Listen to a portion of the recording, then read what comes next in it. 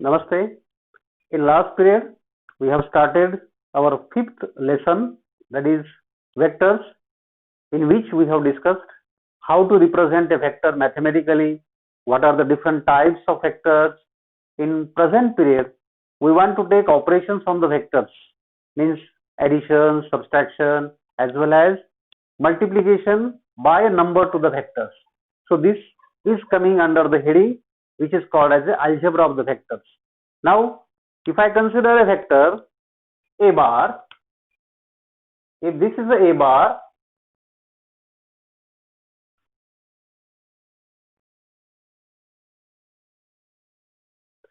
and if I multiply this a bar by 2, so what will be the meaning of twice of a bar? Twice of a bar will be the vector in the same direction as that of a bar. If the multiple is positive, a is multiplied by positive 2, then I consider this twice of a bar is a vector whose magnitude is double of that a, as 2 is multiple we have taken, so magnitude will be double of the a bar as the magnitude of that a bar, and this a bar and this twice of a bar will be in the same direction. So this direction of a bar will be the direction of this 2a bar, and if I consider another multiple, that is -2 to the same a bar, -2 से अगर multiply करते हैं इस a बार को, तो वो vector आप कह सकते हैं -2a बार, वो मैग्नीट्यूड में 2a बार जैसा ही होगा, लेकिन वो -2a बार है तो उसकी डायरेक्शन आप अपोजिट लेंगे, वो 2a बार से भी अपोजिट होगी और a बार से भी अपोजिट होगी. तो आप यहां से इतना या वर्क लेना चाहते हैं कि ए वेक्टर बेसिकली है आपके पास और उसको 2 से मल्टीप्लाई करते हैं, तो जो वेक्टर तैयार होता है उसको ट्वाइस ए बार कहेंगे, और वो ट्वाइस ए बार वेक्टर क्या होगा, तो उसके मैग्नीट्यूड ए बार से डबल होगी अगर आपने 2 पॉजिटिव लिया है तो. और आप अगर इस ए बार को -2 से मल्टीप्लाई करते हैं, ए बार को अगर -2 से मल्टीप्लाई करते हैं, तो आप कह सकते हैं कि ये जो -2 ए बार नाम का वेक्टर है, ए बार के मैग्नीट्यूड में डबल तो है लेकिन डायरेक्शन अपोजिट लेता है, तो इतना सिंपल मल्टीप्लीकेशन किसी नंबर से अगर वेक्टर को करते हैं तो उसका इंटरप्रिटेशन आप लेना चाहते हैं. जनरल में अगर यही आइडिया आप कहना चाहते हैं, if A bar is any vector and के इज अ स्केलर मीन्स कोई भी एक रियल नंबर हो सकता है, पॉजिटिव वाला एज वेल एज निगेटिव वाला हो सकता है, और उस केस में K times of A bar is in word called as a scalar multiple of that vector A bar is defined as a vector whose magnitude is k into a bar, that is mod of k into a bar. Means mod अगर अलग अलग को use करते हैं तो mod k का होगा और मॉड a का होगा, magnitude of k into magnitude of a, इतने वो मैग्नीट्यूड का होगा. सिंपल लैंग्वेज में कहेंगे तो यही होगा कि अगर a को 2 से मल्टीप्लाई करेंगे तो ये जो नया वेक्टर मिलता है जिसको आप कहेंगे ये स्केलर मल्टीपल है, ट्वाइस ऑफ ए बार नाम का जो वेक्टर है ये स्केलर मल्टीपल है, किसका है, ए का है. कौन सा स्केलर यूज किया है आपने, नंबर 2 यूज किया है, तो twice of A bar is a scalar multiple of vector A bar whose magnitude is 2 times that original vector a bar, whose magnitude is 2 times the original vector a bar. If I take multiple that is vector a bar and vector k into a bar have same direction if k is positive. आप अगर positive number लेते हैं तो जो आपको नया vector मिलता है k टाइम्स इंटू ए बार, जैसे 2 टाइम्स ऑफ ए बार, तो उस दोनों की डायरेक्शन सेम रहती है.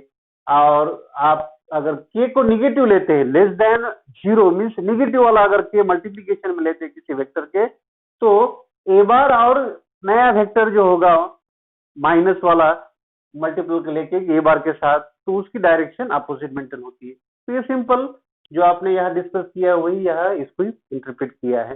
तो इस तरह से k के वैल्यू के ऊपर उसकी डायरेक्शन डिफाइन होती है, magnitude k times the original vector. ये बेसिक आपके पास अवेलेबल अगर हुआ है तो आगे कुछ आपके पास ऑब्जर्वेशन है।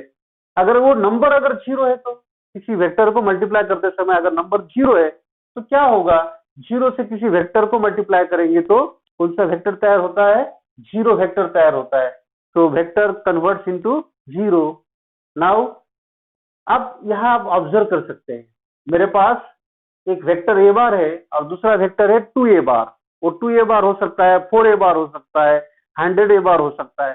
तो दो वेक्टर यहाँ ए बार एंड 2a बार अगर आप ऑब्जर्व करते हैं तो एक तो वो पैरेलल होंगे या फिर एक के ऊपर एक हो सकते हैं, दैट इज एक ही लाइन के ऊपर हो सकते हैं इन द सेम डायरेक्शन, और in opposite direction we can consider if K is negative. तो यहाँ इस फिगर से आपको इतना याद में रखना है कि कोई भी वेक्टर ए बार और दूसरा वेक्टर है ट्वाइस ऑफ ए बार, अगर इसको ही डबल करते हैं, इसको ही अगर आप डबल यूज करते हैं तो ये ए बार का ही डबल बन जाता है twice of A bar. Twice of A bar magnitude double करनी है तो ये पूरा वेक्टर होगा ट्वाइस ऑफ ए बार और इतना पार्ट होगा ए बार, उसकी भी डायरेक्शन अगर ये लेते हैं तो ये ट्वाइस ऑफ ए बार होगा, उसकी डायरेक्शन अगर आप ऊपर लेते हैं तो माइनस ऑफ 2a बार होगा। तो एक तो ए बार और 2a बार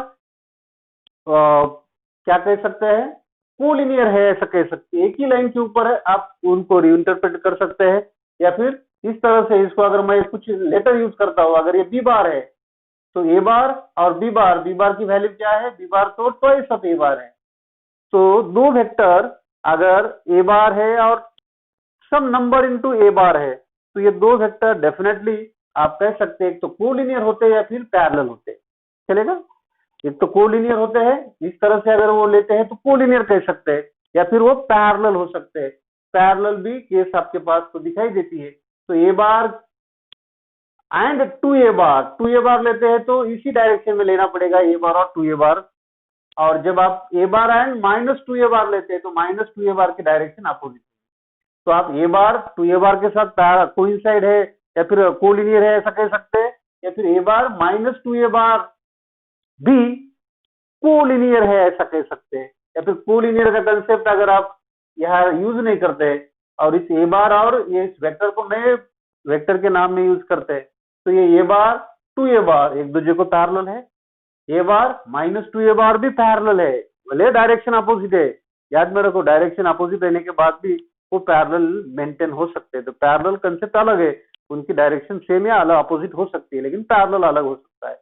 तो पैरेलल है ए बार भी माइनस 2a बार के साथ और ए बार 2a बार के साथ पैरेलल भी है और डायरेक्शन भी है। तो यह आपको स्ट्रॉन्ग ऑब्जर्वेशन लेना है कि ए बार एंड के टाइम्स ऑफ ए बार एक तो ये कोलिनियर होते हैं या फिर पैरेलल होते हैं। इसका ही यूज करके आगे का कंसेप्ट ऐसा है कि आपके पास क्या मिला है, एक रिलेशन, आपको एक रिलेशन मिला है कि एक वेक्टर 2 टाइम्स ऑफ दूसरे वेक्टर के साथ में मिला है, बराबर है। यह एक नंबर और दोनों के बीच में इक्वल यूज करते समय एक नंबर और दोनों के बीच में यूज आपने किया है। वो नंबर आप कभी भी यम ले सकते हैं या फिर वो नंबर चेंज कर सकते हैं। ये बी बार जो है डबल है ए बार से, बी बार ट्रिपल है, बी बार 4 टाइम्स है, बी बार हाफ है, ऐसा भी रिलेशन आ सकता है। बी बार 3/2 है ए बार के साथ में कंपेयर करते हैं तो ये नंबर चेंज होगा। ये नंबर ए बार और बी बार अगर नॉन जीरो है, ए बार और बी बार अगर दो वेक्टर नॉन जीरो है तो यहाँ नॉन जीरो वेक्टर है तो यहाँ दोनों को बीच में रिलेट करने के लिए एक नंबर एग्जिस्ट होता है, एक नंबर एग्जिस्ट होता है। अगर वो एक दूसरे को कोलिनियर है या फिर पैरेलल है, दो वेक्टर अगर कोलिनियर है या फिर पैरेलल है, दो वेक्टर अगर पैरेलल है या फिर कोलिनियर है तो दोनों को एक दूसरे के साथ इक्वल में लिख सकते हैं। और लिखने के लिए वो एक नंबर एग्जिस्ट होता है दोनों को बाइंड करने के लिए। वो हाफ हो सकता है, डबल हो सकता है, 1/3 हो सकता है, 3 टाइम्स हो सकता है, कोई भी एक नंबर वहां एग्जिस्ट डेफिनेटली होता है। वो नंबर नॉन जीरो होता है अगर वेक्टर नॉन जीरो है तो ये जनरल में कह रहे हैं कि B bar is equal to M times of A bar, और उसका अपोजिट भी ले सकते हैं A bar is equal to दूसरा कोई नंबर या फिर उसी एम को अगर यूज करते हैं तो A bar is equal to M times of B bar. तो दो वेक्टर एक दूसरे को कोलिनियर है या फिर पैरेलल है तो दोनों के बीच में एक रिलेशन हमेशा बाइंड होता है वो रिलेशन है A bar is equal to M into B bar. ये एम जीरो नहीं होना चाहिए अगर A bar B bar non zero vector है तो दोनों को बाइंड करने के लिए नॉन जीरो स्केलर वहां एग्जिस्ट होता है दोनों को बाइंड करने। तो ये एक इंफॉर्मेशन आपके पास है। तो कोई भी दो non zero vector A bar and B bar collinear और पैरेलल है तो दोनों के बीच में A bar is equal to M times of B bar ये रिलेशन एग्जिस्ट होता है, एम नॉन जीरो होना चाहिए। अब और एक साथ में कंडीशन है कि आपके पास अगर ए बार है, इस ए बार से पास होने वाला जो यूनिट वेक्टर है उसको आप कहते हैं ए कैप। इतना जो छोटा यूनिट वेक्टर आप कह सकते हैं जिसकी मैग्नीट्यूड 1 है, ये पूरा आपका ए बार है और ए बार से पास होने वाला यूनिट वेक्टर वो ए कैप कह सकते हैं। तो इस ए कैप ए बार और उसका मॉड कहां से कहां तक लेंथ होगी, मॉड होगा ये इस वेक्टर की मैग्नीट्यूड। इतनी जो लेंथ है उसको आप मॉड ऑफ ए बार, पूरा वेक्टर आपने ए बार कहा है, और इतना पार्ट जो है जिसमें ए कैप डायरेक्शन यूज करने के लिए यूज करते हैं आप, तो जो ए बार की डायरेक्शन है वो ए कैप की डायरेक्शन है या फिर ए कैप की डायरेक्शन ए बार की ही डायरेक्शन है। तो ये तीनों में एक रिलेशन एग्जिस्ट होता है, तीनों में एक रिलेशन एग्जिस्ट होता है। वो रिलेशन है कि ए bar is equal to A बार कितने मैग्नीट्यूड का है, ए बार कितने मैग्नीट्यूड का है, मॉड ऑफ ए बार। और ए बार की डायरेक्शन क्या है, ए बार की डायरेक्शन जिस डायरेक्शन में ए कैप है, जिस डायरेक्शन में ए कैप है यूनिट वेक्टर, उसमें से पास होने वाला जो है उसकी जो डायरेक्शन है वही डायरेक्शन ए बार की डायरेक्शन है। और वो कितने मैग्नीट्यूड का है, उतना नंबर आप उसको मल्टीप्लाई करेंगे ए कैप को, तो दोनों को मल्टीप्लाई करेंगे, ये मॉड ऑफ ए बार और ए कैप का मल्टीप्लीकेशन वेक्टर ए बार को तैयार करता है। तो यहाँ से एक रिलेशन तैयार होता है। वो रिलेशन ऐसा है कि किसी वेक्टर से पास होने वाला अगर यूनिट वेक्टर फाइंड करना है, ये लास्ट पीरियड में भी मैंने डायरेक्टली कहा था, लेकिन ये इस तरह से रिलेशन तैयार होता है, किसी वेक्टर से पास होने वाला अगर यूनिट वेक्टर फाइंड करना है तो ये मॉड ऑफ ए बार इसके नीचे ट्रांसफर करो, तो ए बार को ही मॉड ऑफ ए बार से डिवाइड करेंगे। तो A cap is equal to vector को उसके मॉड से डिवाइड करेंगे तो उस वेक्टर से पास होने वाला यूनिट वेक्टर आपको मिल जाता है। साथ में अगर मैं कहता हूं कि ऐसा आपको वेक्टर तैयार करना है, ऐसा एक वेक्टर तैयार करना है जिसकी लेंथ क्या है, के यूनिट है, जिसकी लेंथ क्या है, के यूनिट है। अगर आपको एक वेक्टर तैयार करना है जिसकी लेंथ है के यूनिट, के कितना भी बड़ा हो सकता है, इसकी लेंथ कितनी है, मैग्नीट्यूड कितना है उस वेक्टर का जिसको आपको फाइंड करना है, उसकी मैग्नीट्यूड है के यूनिट, और उसकी डायरेक्शन कैसी है, उसकी डायरेक्शन ए बार के जैसी ही डायरेक्शन है। तो आपको ऐसा वेक्टर तैयार करना है जिसके मैग्नीट्यूड के यूनिट्स है और वो ए बार की ही डायरेक्शन में है। तो उस वेक्टर को फाइंड करने के लिए आप क्या कहेंगे, के टाइम्स ऑफ ए कैप, बराबर है। ए कैप क्यों लेना है, क्योंकि डायरेक्शन डिसाइड करता है, उससे मैग्नीट्यूड में इफेक्ट नहीं आता है। इस वेक्टर की मैग्नीट्यूड कितनी है, के ही है, और ए कैप आपने लिया है तो ए कैप का यूज ये है कि वो इस वेक्टर को तैयार करेगा और कौन से डायरेक्शन में आप कहेंगे उसको, जिस डायरेक्शन में ए बार है। तो ए बार की डायरेक्शन डिसाइड करने के लिए ए कैप मल्टीप्लीकेशन में अगर लेते हैं के तो ऐसा वेक्टर बन जाता है, उसकी मैग्नीट्यूड के होगी और कौन से डायरेक्शन में होगा, जिस डायरेक्शन में ए बार है। तो ए कैप को रिप्लेस करते हैं इस फॉर्मूले से, तो k times of A bar upon A mod of A bar कह सकते हैं।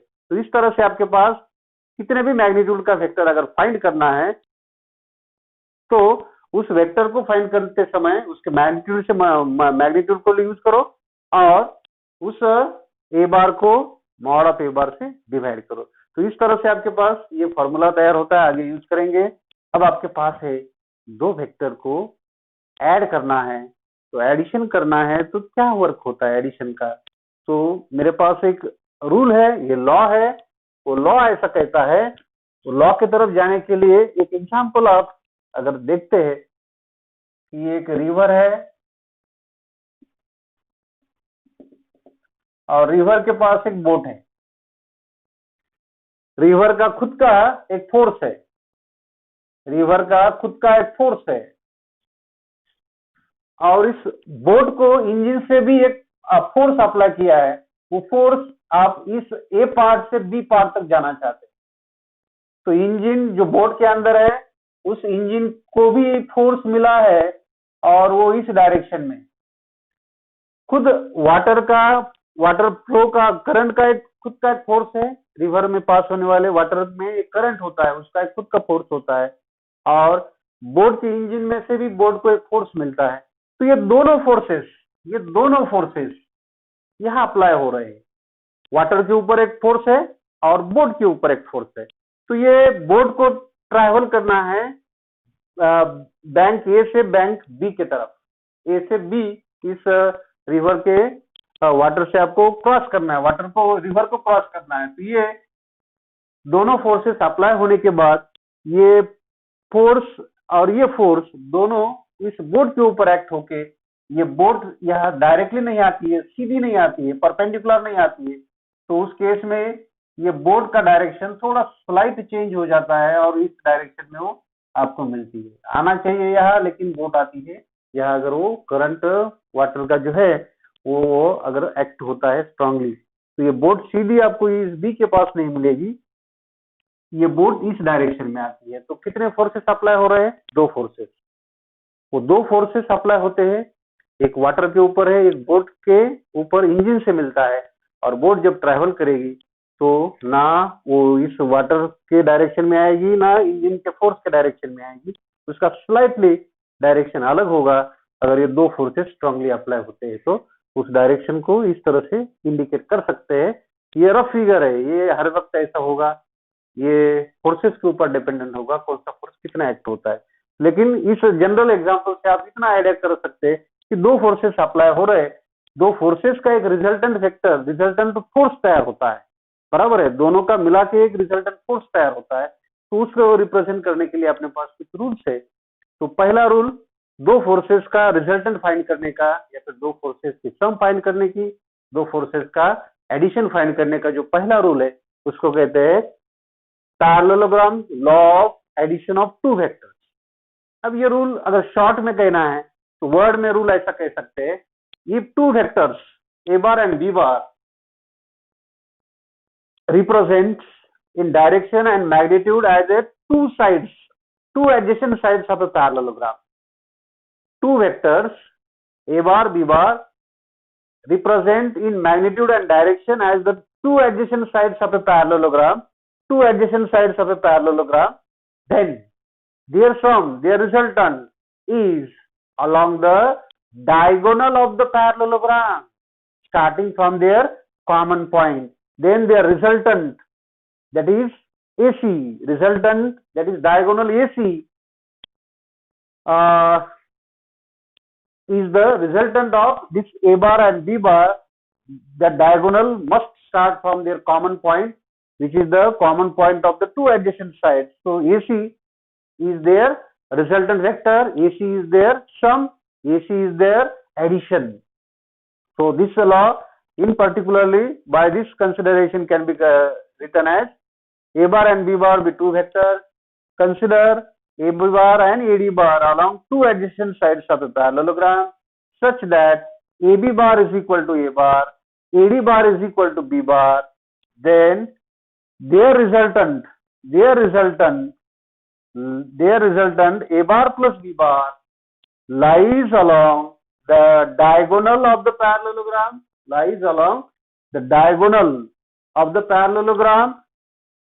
and that diagonal must start from the common point, which is A. So this is somewhat simple idea about the law of parallelogram of addition of vectors. So once again I am repeating, if two vectors represents in magnitude and direction as a two sides of a parallelogram, then their resultant is along the diagonal of that parallelogram representing in magnitude and direction. So this is somewhat written in this formula. This AC bar is nothing but the resultant or sum of these two vectors passing through the adjacent sides of this parallelogram, that is A bar plus B bar is nothing but the value of this AC bar. Okay, so if I call this vector AC bar as a C bar, then we get the value of small c bar as C bar is equal to A bar plus B bar. So this is simple parallelogram law of addition of vectors. Now we are having another law, that is called as the triangle law. Triangle law और parallelogram law में difference इतना ही है कि यहाँ forces single point से start होते थे, बराबर है, दो forces eight a time act हो रहे हैं। और ट्रायंगल लॉ में अगर आप चेक करते हैं तो ये पहला फोर्स है जिसको मैं वेक्टर 1 कहता हूं, और दूसरा फोर्स है या फिर दूसरी वेक्टर है जो सक्सेसिव में b बार आपको मिला है।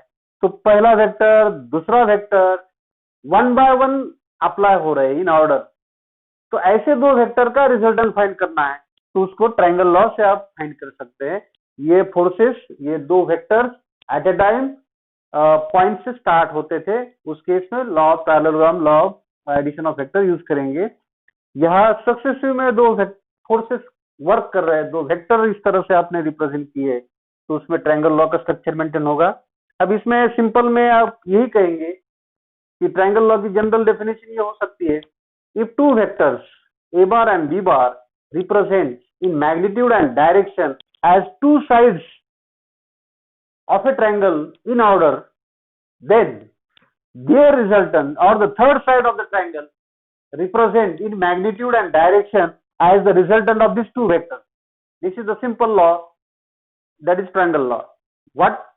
Once again listen, two sides, that is two vectors a bar and b bar represents two sides of a triangle in magnitude and direction in order, then third side of the triangle represent their resultant, represent their sum, represent their addition, that is a bar plus b bar in magnitude as well as in direction. So this is the simple triangle law. If I can let a bar and b bar be any two vectors, then consider triangle ABC such that AB bar is represented in magnitude and direction by vector a bar, BC bar, which is the side of this triangle, represented by BC bar as a vector b bar in magnitude and direction. Then their resultant a bar plus b bar is given by vector AC bar, along the third side of the triangle ABC. So this is the simple consideration of the triangle law. So we have relation between these three vectors which are from the three sides of the triangle, that is AB bar plus BC bar is equal to AC bar,